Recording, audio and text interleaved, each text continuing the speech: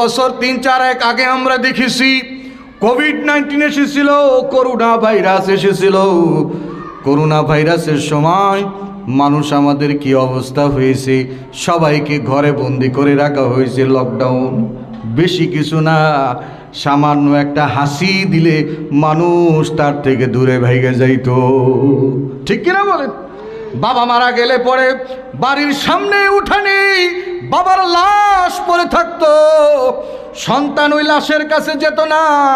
মা মরে থাকলে মায়ের লাশের কাছে সন্তান আত্মীয় স্বজন যায় নাই। আজকে আমরা দেখি, আজকে ভূমিকম্প হয়েছে, সামান্য একটু নড়া দিয়েছে, সামান্য নড়া, বেশি নড়া না। এক নড়াতে এমন হয়েছে সন্তানকে বাবা রেখে দৌড় দেয়, মা রেখে দৌড় দিয়েছে, ঠিক কিনা বলেন? সামান্য নাড়া, এত সামান্য নাড়া, বড় নাড়া সামনে অপেক্ষা করে।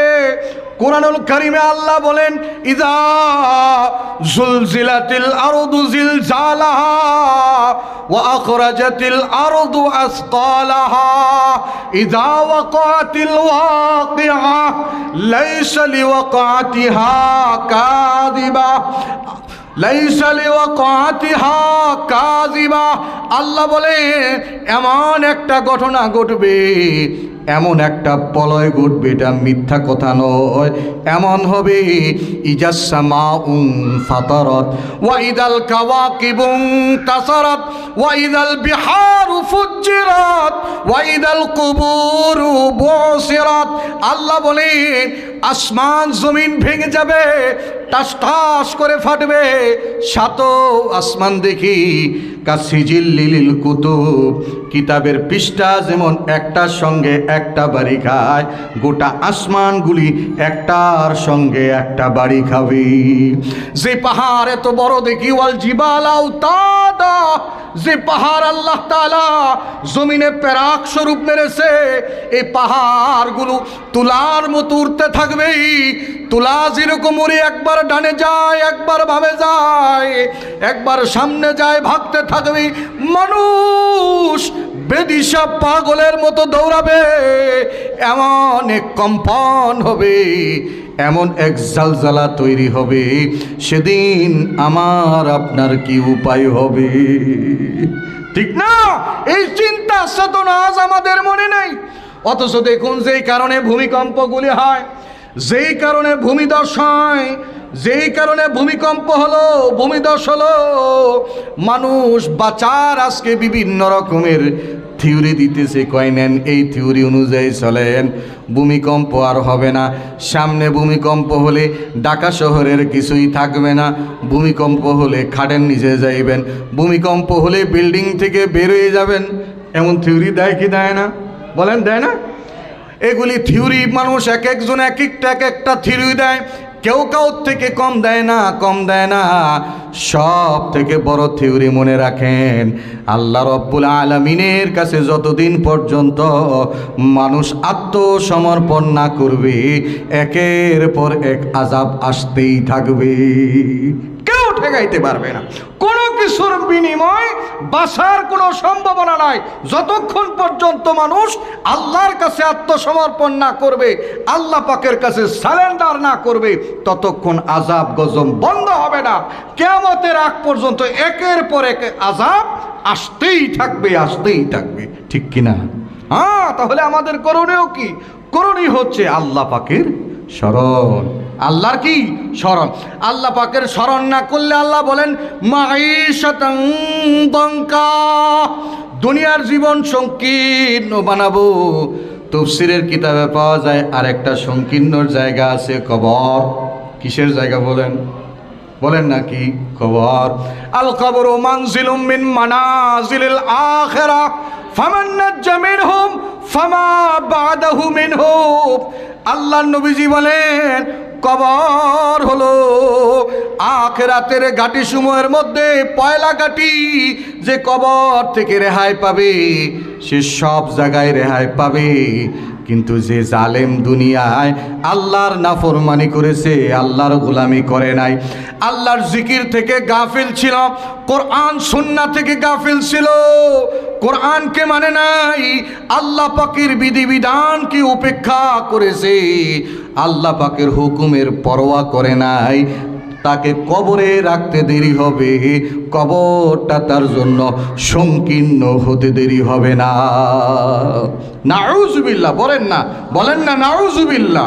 কবরে রাখতে হবে, রাখার সঙ্গে সঙ্গে ঘোষণা চলে আসবি, জাহান্নামের পোশাক পরায় দাও, জাহান্নামের আগুন কবরে জ্বালায় দাও, এমন সংকীর্ণ হবে।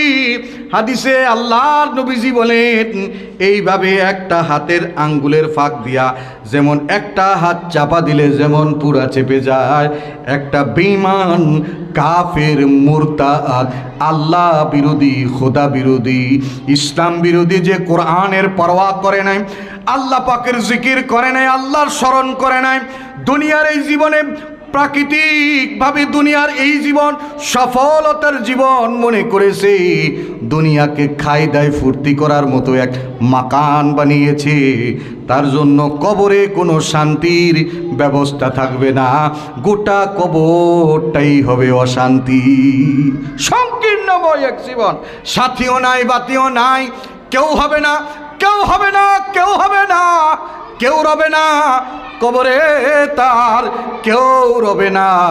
কিন্তু একজন ঈমানওয়ালাকে যদি কবরে রেখে দেয়, তার গোটা কবরটা হবে প্রশস্ত।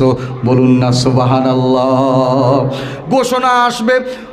ঘোষণা আসবে ফাফরিশু বিল জান্নাহ ওয়ালবিসু বিল জান্নাহ নুম কানাউমাতিল আরুস ইলা ইয়াউমিল কিয়ামা। ঘোষণা আসবে, জান্নাতের পোশাক পরায় দাও, জান্নাতের বিছানা বিছায়া দাও, কিয়ামত পর্যন্ত এই দুলহানের মতো করে তাকে ঘুম পাড়ায়া দাও। সুবহানাল্লাহ।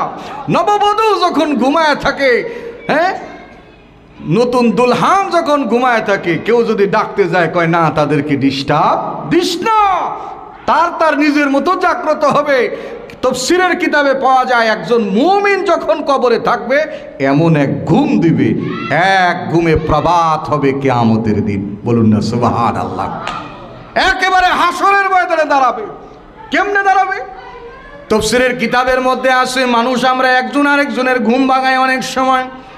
প্রিয় হলে পড়ে দেখবেন, হাতের মধ্যে কিছু পানি নিয়ে চোখের মধ্যে এরকম ছিটকানি মেরে দেয়। মারে কি মারে না? মারে না? মাঝে মধ্যে যার সঙ্গে সম্পর্ক ভালো, হাতের আঙ্গুল দিয়ে ছিটকানি মেরে দেয়, নাও উঠো, ঘুম থেকে উঠো, মুমিন কবরে থাকবে।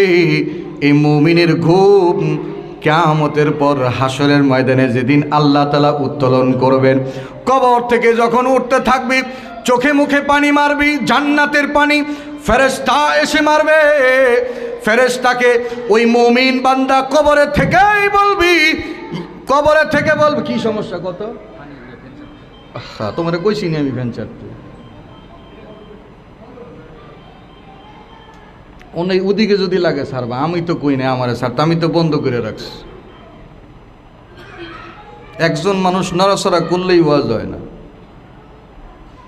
মানুষ মুমিন যখন কবরে থাকবে, আল্লাহর ফেরেশতা আসবে, এসে হাতের আঙ্গুলের ছিটা দিবে, পানি দিয়ে ছিটা দেওয়ার সঙ্গে সঙ্গে তার ঘুম ভাঙবে। ঘুম ভাঙার পর বলবে, ইয়া ওয়াইলানা মাম্বাসানা মিম্মার কদিনা, বলতে থাকবে, হায় রে আমার আরামের ঘুম, আমার আরামের ঘুমটা আমাকে কে ভেঙে দিল? তখন আল্লাহ তাআলা কোরআনে জানায় দেয়, হাযা মা ওয়া'দার রহমান ওয়া সাদাকাল মুরসালুন। কোরআনে আল্লাহ তাআলা বলে দিয়েছেন, আল্লাহ সেদিন বলবেন, ফেরেশতা বলে দিবে এটা তোমার রহমান, তোমার রহমান করিম দয়াময় আল্লাহ রব্বুল আলামিনের ওয়াদা ছিল, যারা দুনিয়ায় কোরআনের সঙ্গে, আল্লাহর সঙ্গে, দ্বীনের সঙ্গে, ইসলামের সঙ্গে, মসজিদ মাদ্রাসার সঙ্গে সম্পর্ক রাখবে, আমার আল্লাহ তাআলা কিয়ামত পর্যন্ত ঘুম পাড়ায় রাখবে। সুবহানাল্লাহ। কিন্তু যারা কোরআন থেকে দূরে যাবে তাদের কবর কি হবে? সংকীর্ণ হবে। এটা দুনিয়ার সাজা, দুনিয়ার সাজা, দুনিয়ার জীবন হবে সংকীর্ণ। পরকালের জীবনে আরেকটা সাজা কি জানেন? আল্লাহ তাআলা কোরআনুল হাকিমের মধ্যে বলে দেয়, বান্দা পরকালে কিন্তু তোমাদেরকে অন্ধ করে তুলব, অন্ধ করে তুলবে, অন্ধ করে তুলবে, চোখে দেখবে না, চোখে দেখবে না, অন্ধ করে তুলবে। আল্লাহ তাআলাকে বান্দা ডেকে বলবে, লিমা হাসারতানি আমা, ও আল্লাহ তুমি আমাদেরকে কেন অন্ধ করে তুলেছো? কেন অন্ধ করে তুলছো? লিমা হাসারতানি আমা ওয়াকাদ কুনতু বাসীরা। ও আল্লাহ, দুনিয়ার জমিনে তো আমরা দেখতাম, দুনিয়ার জমিনে তো মালিক দেখতাম। লিমা হাসারতানি আমা, ও আল্লাহ আজকের দিনে কেন অন্ধ করে তুললা? তখন আল্লাহ তাআলা ডেকে বলবেন, ক্বালা কাযালিকা আতাতকা আয়াতুনা ফানাসিতাহা ওয়া কাযালিকাল ইয়াউমা তুনসা। তখন সে বান্দাকে আল্লাহ তাআলা ডেকে বলবে, বান্দা তোমার সামনে কোরআনের আয়াত নাজিল হয়েছিল, কোরআনের সময়কালে তোমার জন্ম ছিল, তুমি কোরআন মানো নাই, কোরআন তুমি ছেড়ে দিয়েছো, আমি আল্লাহর সঙ্গে সম্পর্ক ডিনাই করেছো, আমি আল্লাহ পাকের ডাক তোমার কানে নেও নাই, তোমার অন্তরে আমি মালিকের হেদায়েত তুমি ঢুকাও নাই। আল্লাহ বলে দিবেন, বলুন না সেদিন আমার আপনার অবস্থাটা কেমন হবে? আল্লাহর সামনে বান্দাকে দাঁড়াতে হবে। ইয়াউমা ইয়াকুমুন নাসু লিরাব্বিল আলামিন।